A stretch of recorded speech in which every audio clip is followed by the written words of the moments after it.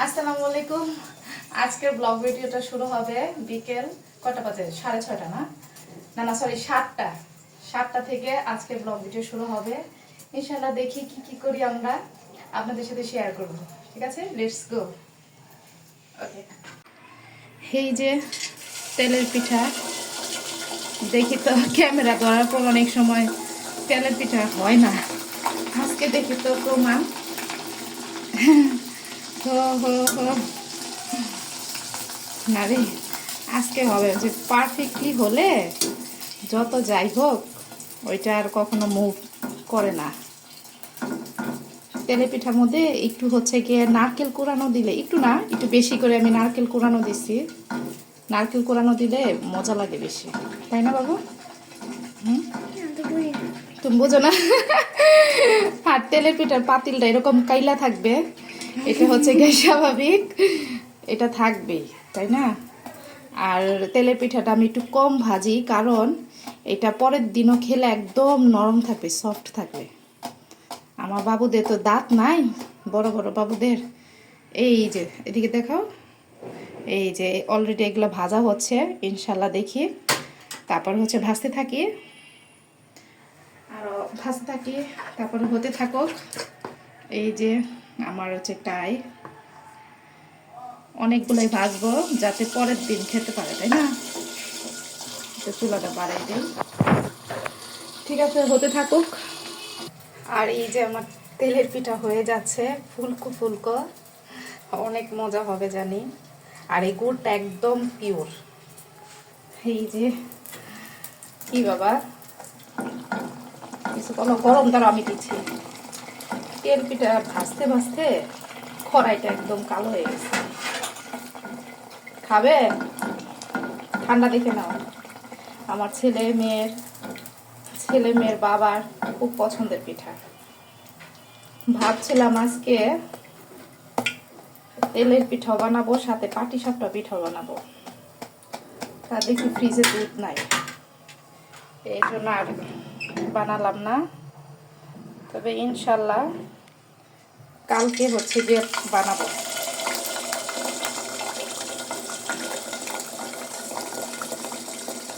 হ্যাঁ, একটু ফুলানো দেখি।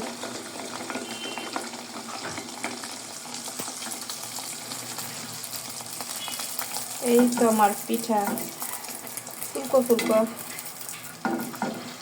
এই পিঠাটা না পরের দিন খেলেও একদম নরম থাকে। এই যে আমার ছেলে পিঠা খাচ্ছে পা উঠে উঠে। আর এই যে আমার সন্তান, একমাত্র কন্যা। লেখা শেষ? তাহলে পিঠা খাও এখন। হ্যাঁ, পিঠা খাও। হ্যাঁ, দেখো আমাদের পিঙ্ক পিঠা খাবে। আচ্ছা, এই যে মেয়েকে পিঠাটা দিই, ঠান্ডা দিই। কয়টা দিব নুহা? এই যে নাও। ইয়াল্লা অবস্থা, আল্লাহ, পড়ে গেলে বুঝবা। নাও খাও বাবু, উঠে বসে খাও, একদম শুয়ে শুয়ে খায়। এটা কোন ধরনের কথা? আরেকজনের টেবিলে। আল্লাহ, তোমাদের কম্বলের এই অবস্থা কেন? দুইজনেরই কম্বল, একজনের নাম আরেকজন না। আসেন খাই আমরা। কি করলেন? কাচি না, দেখো তো এটা কি পিঠা? এই যে এই মাঝখানেরটা, এটার পিছনে ঐতিহাসিক কাহিনী আছে। কি কাহিনী শুনি একটু। অফিস থেকে আসার পর পিছনে এসে আমার পিছনে দাঁড়াইছিল। আমি ভয় পাইছি, ভয় পাই এই পিঠাও এরকম কাইলা হয়ে গেছে। আজকে জানলাম ভয় পেয়ে পিঠা খাওয়া হয়। ভুল হয়েছে, ওটা হচ্ছে ভিডিও করে রাখা লাগছিল। দেখো, ও আমার মতো কালো হয়েছে, বাকিটা তোমার মতো সাদা হয়েছে। একটাও সাদা নাই, সবগুলা লাসে, বুঝো নাই? ওটা তেলের পিঠা না? কত মজা না? আমি হচ্ছে গিয়া জীবনের সংসারের প্রথম পিঠা যেটা বানানো শিখছি, ওটা বলো তো কি পিঠা? নিশ্চয়ই তেলের পিঠা। যখন শুনছি ননাসের কাছে, বড় ননাসের কাছে শুনছিলাম যে তার ভাইয়ের হচ্ছে গিয়ে তেলের পিঠা পছন্দ। তখন মাথার মধ্যে মানে সেভ করে ফেলছি যে তেলের পিঠা বানানো শিখতে হবে এনি হাউ। তারপরে বিয়ের 3 বছর পরে নাকি 2 বছর পরে বানানো। আচ্ছা, তারপরে বিয়ের 2 বছর পর তাও তো শিখছি, তুমি আমার জন্য কি তারপরে কি শিখছো? ননাসের ভাইয়েরে খাওয়াইছা?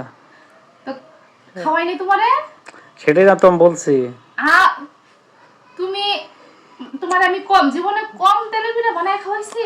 আরে বাবা, আমি তো তাই তো বলতেছি, খাওয়াইছো, তারপর বানানো শিখার পরে বানাইছো, বানিয়ে তারপরে খাওয়াইছো। কত এরকম হয়েছে, পিঠা বানাতে যায় পিঠা হয় না, লাস্টে ওই যে গোটা গোটা যে তালের পিঠা আছে না, ছোট ছোট, হুম। ওইগুলা বানাইছি, পিঠা উঠে না দেখা। কতজনকে ভাড়া করে নিয়ে আসছি যে আমার তেলে পিঠা শিখান, কারণ আমার মা তো এরকম পিঠা তখন তো আরো ভালো বানাতে পারতো না, কিন্তু আমার টার্গেট ছিল পিঠা বানানো শিখতে হবে আমার। পরে একদিন এক ভাবি শিখাইছিল, তারপরের থেকে আমার আর ভুলি নাই, এখন থেকে তেলের পিঠা পটাপট হয়ে যায়। ফটাফট। যাও, ভালোবাসা পারবো এটা খাইলে। নিলাম। শোন না, পিঠা খাইলে ছিল তোমার খাওয়াইতে যায়, আর ভয় পাইয়া তো স্ট্যাচু হয়েছিলাম, তোমার পিঠা খাওয়াইতে যায় এরকম। এটার ঐতিহাসিক একটা কাহিনী তাহলে আমি এরকমই শেয়ার করবো। দেখে ভয় পেয়ে গেছে। তোমার বলছে তুমি এরকম, তুমি হচ্ছে এই যে এরকম, এই যে এই যে ফুলা, এখানে তুমি এই যে চ্যাটকানো, চ্যাটকানোটা তুমি। আল্লাহ, গরম করতেছে। ঠিক আছে, আমরা খাইতে থাকি শান্তি মতো। এই তেলের পিঠা, কি পিঠা? আচ্ছা, এটা হচ্ছে কি 1 মিনিট, হুম? এটা কার কার দেশে এটার কি পিঠা বলে অবশ্যই জানাবেন, ঠিক আছে? আমাদের দেশে বলে তেলের পিঠা। আল্লাহ হাফেজ, বাই বাই।